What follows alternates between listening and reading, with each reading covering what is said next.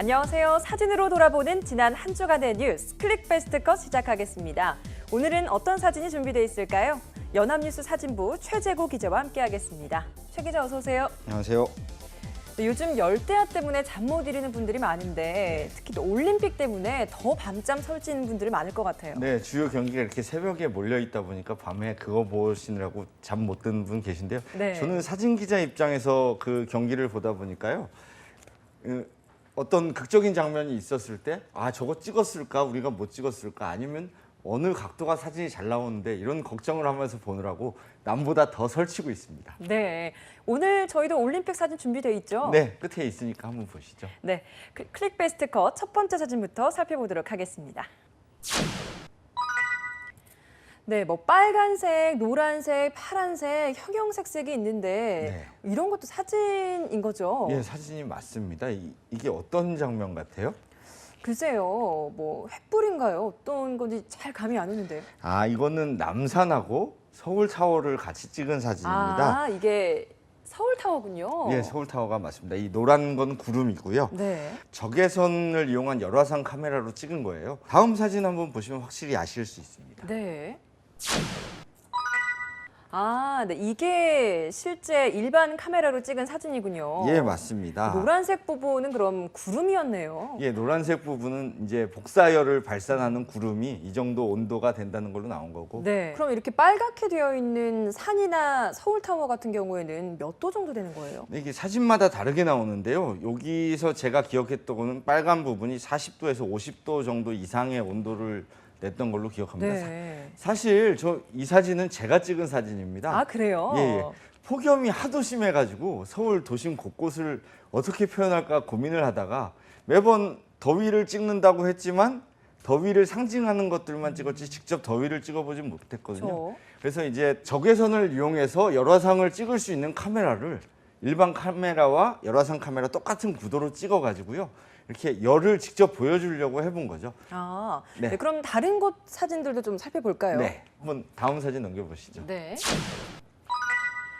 네. 이 세종대왕상 역시도 굉장히 빨갛게 달아올라 있네요. 뜨끈뜨끈한 거죠. 인공 구조물이나 이런 건 사람 체온보다 훨씬 높습니다.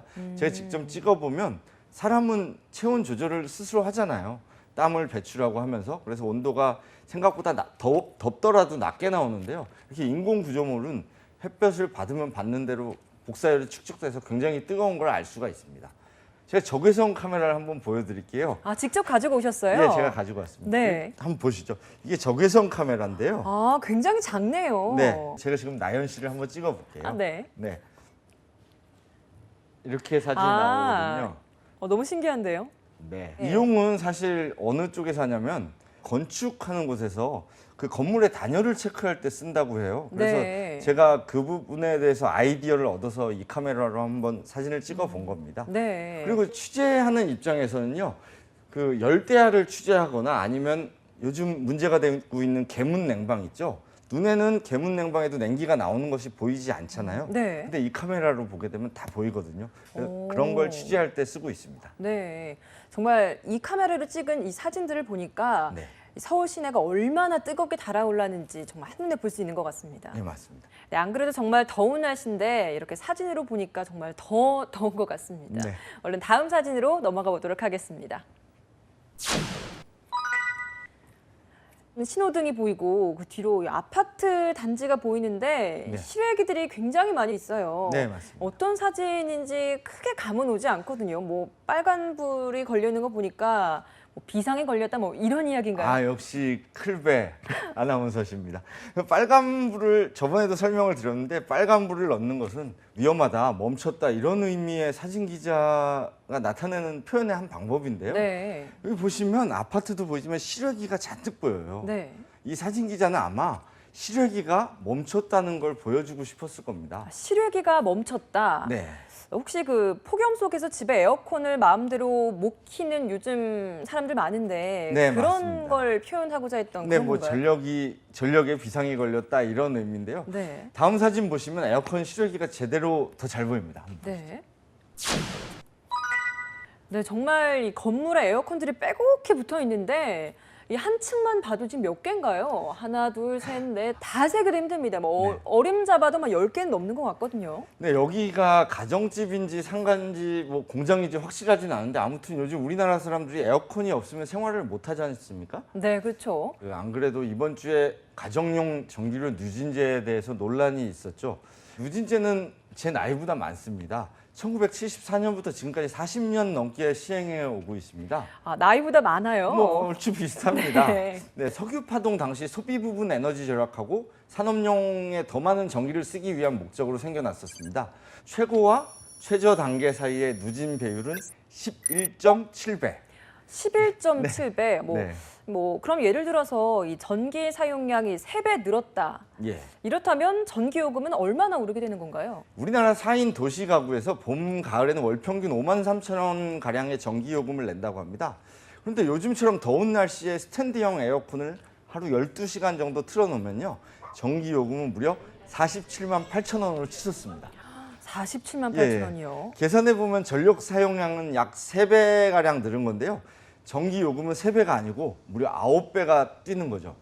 전체 전력 수요에 있어서 그럼 가정용 전기가 차지하는 비중은 어느 정도 되나요? 저도 굉장히 가정용 전기가 차지하는 비중이 굉장히 큰 줄 알았어요. 근데 실제로 그 비중을 보면 2014년 기준으로 전체 전기 사용량에서 13.5%에 지나지 않는다고 합니다. 반면에 산업용은 57.1%인데요. 매년 가정용 전력 판매량의 비중은 줄고 있는데요. 산업용은 늘고 있는 추세라고 하네요. 네. 네, 전체에서 비중이 13% 정도밖에 안 되는 가정용 전기 때문에 전력 대란이 온다? 여기에 의문을 갖는 사람들 꽤 많을 것 같은데요. 네, 맞습니다. 2014년 누진제 폐지를 위해 소송을 낸 곽상원 변호사는요.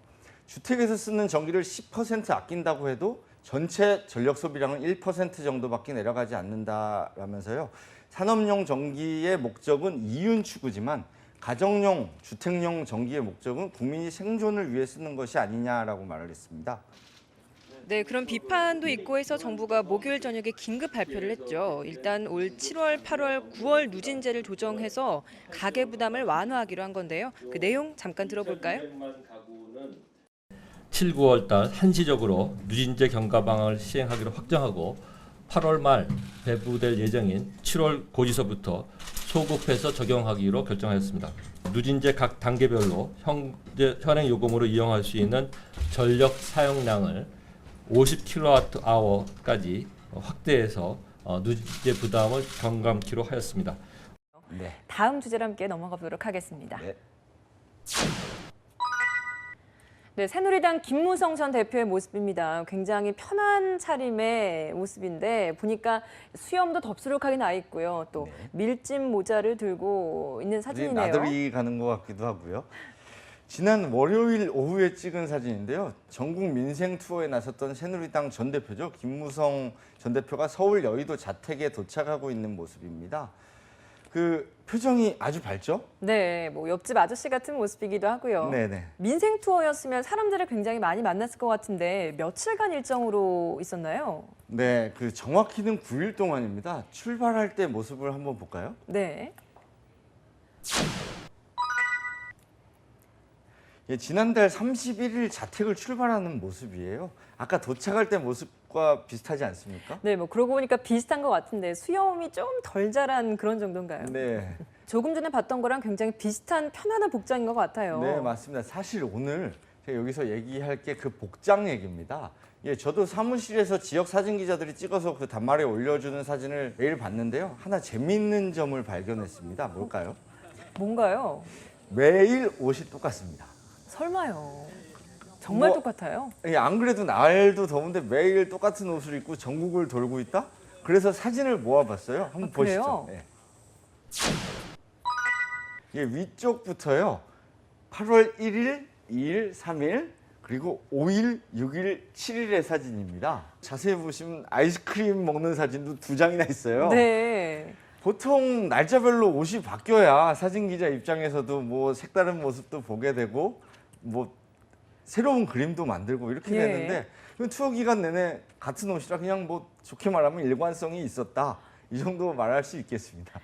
아니 같은 옷을 그럼 매일 빨아서 다음 날 또 입었다 이건가요? 안 그래도 지난 5일 김무성 전 대표 페이스북에 사진이 한 장 올라왔어요. 그래서 한번 사진 보시죠. 네.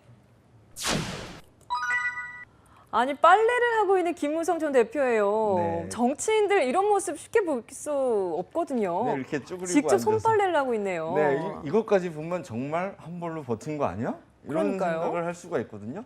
근데 김 전 대표 페이스북 설명에 의하면요, 저건 4일 밤에 김영삼 전 대통령 생가가 있는 거제 대게마을이죠. 그 마을 회관에서 밀림 빨래를 직접 하고 있는 모습이라는 설명이네요. 아니 그러면 정말로 이것도 한 벌을 가지고 계속 빨아서 입었다는 건가요? 굳이 그렇게 할 필요가 있었나요? 아, 이해가 안 가죠. 그러니까요. 일단 제가 지금까지 숨겨왔던 정답을 공개해 볼까요? 다음 사진 한번 보시죠. 예, 아까 그 정답이에요? 예. 잘 모르겠는데요. 6장 사진 중에 2장만 골라놓은 겁니다. 이게. 네. 잘 찾아보십시오. 이게 뭐 틀린 그림 찾기도 아니고 너무 어려운데요. 아, 저 지금 눈에 띄는 게 하나 있어요. 보니까 이 주머니가 이건 이렇게 대각선으로 되어 있거든요. 근데 이걸 보니까 이거는 똑같네요. 네, 사실은, 다른 옷이었어요. 사실은 다른 옷입니다. 아, 네. 자세히 보시면 이 체크 무늬도 2줄짜리 체크 무늬, 여기는 1줄짜리 체크 무늬 이렇게 네, 정말 다르네요. 이렇게 보니까. 뭐 대부분 계속 한 벌이라고 생각을 했을 거예요. 마치 한 벌 같은 두 벌이었는데 사실 아까 사진에서 하루 빠졌던 4일이 있었거든요. 네. 그날은 또 전혀 다른 반팔 티셔츠를 입은 사진도 있긴 했습니다. 그러니까 모두 합해서 상의는 모두 3벌이었다 이렇게 말할 수 있겠습니다. 좀 궁금한 게 굳이 두 벌을 입으면서 정말 분간이 이렇게나 어려운 비슷한 색상, 비슷한 체크 무늬 옷을 입었던 어떤 의미가 있을까요? 뭐 김무성 전 대표가 이런 무늬를 정말 좋아하지 않나. 이게 농담이고요. 네. 정확히는 저도 잘 모르겠지만 정치인들의 이미지 메이킹이 아닌가 하는 생각을 해봤는데요. 사람들 기억에 김무성 전 대표의 민생 투어 그러면 딱 생각나는 이미지가 있을 건데 그때 네. 아, 일관된 이 옷차림. 의상으로 이렇게 이미지를 심어주기 위한 게 아닌가. 또는 뭐 서민적이잖아요, 옷이. 네. 굉장히 이렇게 뭐 컬러가 튀지도 않고 서민적인데 이런 이미지를 심어주고 싶었던 게 아닌가 하는 생각을 해봅니다. 네. 어떻게 보면 정치인의 고도의 전략이 아니었나 싶기도 한데 네네. 그래도 서민적인 옷차림으로 친근하게 다가가는 느낌인 것 같기는 합니다. 네. 네, 그런데 이 옷차림 때문에 김 전 대표가 구설수에 오른 일도 있었다고 해요. 네, 지난 3일이었습니다. 사진 한번 보시죠. 네. 여기는 광주에 있는 국립 5.18 민주묘지입니다. 이날도 역시 같은 옷이었죠. 네. 이곳을 찾아 참배도 하고 열사묘역에 난 잡초도 뽑았습니다. 근데 일각에서 묘지를 찾은 김 전 대표의 옷차림에 대해서 비판의 목소리가 나오긴 했습니다. 네. 그러고 보니까 공당의 대표였던 분이 이 묘지에 참배할 때도 평상시와 똑같은 복장이었다는 것 좀 문제 삼을 수 있는 분도 있을 것 같네요. 다른 일정에서는 국민들에게 친근하게 다가가려고 저런 옷차림을 했어도 민주묘지를 찾을 때만큼은 예의를 갖춰 정장을 입었어야 하는 것이 아닌가 하는 비판이 있었습니다. 네. 예, 아무튼 정치인들은 흔히 정장을 입고 있는 모습만 보이기 때문에 옷을 가지고 이런 얘기거리를 찾기가 참 쉽지가 않은데 네. 이번에 최 기자가 좀 재미있는 걸 찾아낸 것 같습니다. 네. 네, 그럼 다음 주제로 함께 넘어가 보도록 하겠습니다. 네, 리우 올림픽 사진인 것 같아요. 네. 신아람 선수인데 눈물을 훔치고 있네요. 네, 펜싱 신아람 선수가 현지 시간으로 6일 리우 훈련장에서 인터뷰 도중에 눈물을 훔치고 있는 건데요. 신아람 선수 이날 펜싱 여자 에페 32강전에서 패했죠. 메달 획득에 실패했습니다. 네, 연장전까지 가는 접전 끝에 경기 종 15초 전에 결국 공격을 허용해서 패했는데 네. 보는 저도 정말 가슴이 아팠는데 4년을 기다렸던 선수 입장에서는 얼마나 가슴 아팠을까요? 네. 4년 전에 런던 올림픽 때도 마지막 멈춰버린 그 1초 때문에 메달 획득에 실패했었잖아요. 이게 뭐 생생히 기억이 나는데 그런 가슴 아픈 스토리가 한둘일까요? 이번 대회에 눈물을 한번 모아봤습니다. 네. 사진으로.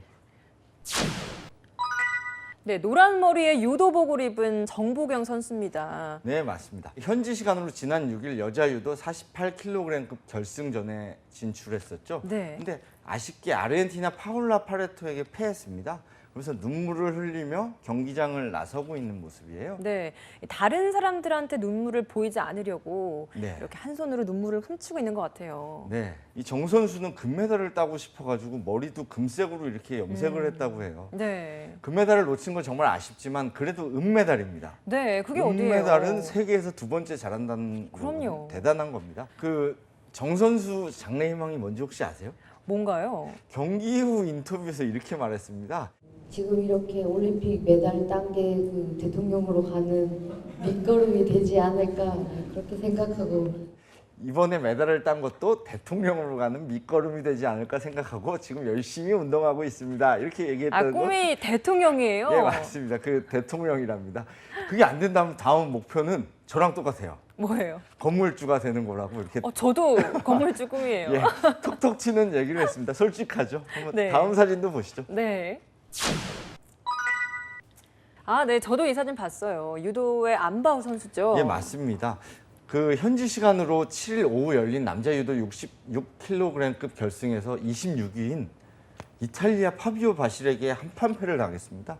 그 바람에 아쉽게 금메달을 놓치고 경기장 밖을 빠져나온 뒤 이렇게 쪼그리고 앉아가지고 얼마나 가슴이 아프겠어요. 네. 올림픽은 4년마다 열리지만 이 선수는 지금 평생 유도를 해왔고 올림픽을 향해서 굉장히 달려왔던 선수인데 저도 가슴이 아픕니다. 이런 거는. 그러니까요. 이 주위 사람들도 정말 굉장히 안타깝게 지켜보고 있는 것 같아요. 네, 다음 사진도 한번 보시죠. 네. 네, 이번에는 외국 선수 사진인데 네. 입을 이렇게 막고 터져 나오는 울음을 참고 있네요. 네, 맞습니다. 얼마나 진짜 푹 받쳤으면 입을 막고 이러고 있겠어요. 스페인 수영 미구엘 듀란 나비아 선수입니다. 지난 토요일 열린 400m 자유형 예선장에서 옷가지를 챙겨가지고 경기장을 떠나는 모습입니다. 이 선수는 출발 신호가 떨어지기 전에 물속으로 뛰어들었어요. 그래서 실격을 당했습니다. 네. 수영은 아쉽게도 한 번만 부정 출발을 해도 엄격하게 실격 처리를 하고 있는데요. 그 룰을 원스타트 룰이라고 하거든요. 네. 근데 이 선수가 경기장으로 다시 돌아왔잖아요. 예, 뭐 재심 요청을 했습니다. 재심 요청을 했는데 의외로 심판장이 예선 참가를 허용한 겁니다. 아, 그래요? 그 이유가 관중석에서 소음을 낸 거예요. 출발하고 네. 비슷한 소음을 냈겠죠. 거기 착각을 했다고 인정이 된 겁니다. 그래서 나비아 선수는 다시 출발대에 오를 수 있었습니다. 그런 경우도 있군요. 네. 그럼 예선 통과를 했나요? 아쉽게도 자기 기록보다도 4초 50 가까이 늦어서 전체 37위에 그쳤어요. 아, 많이 긴장을 했겠어요. 네, 그래도 뭐 생애 첫 올림픽 무대에서 레이스를 완주했다는데 뭐 의미가 있겠죠. 네. 환희와 감동의 올림픽이라고는 하지만 정말 우리가 알지 못하는 선수들의 노력과 고통이 얼마나 컸을까요? 네, 이제 일주일 더 남은 리오 올림픽, 우리나라 선수들뿐 아니라 참가한 모든 선수들의 건투를 빕니다.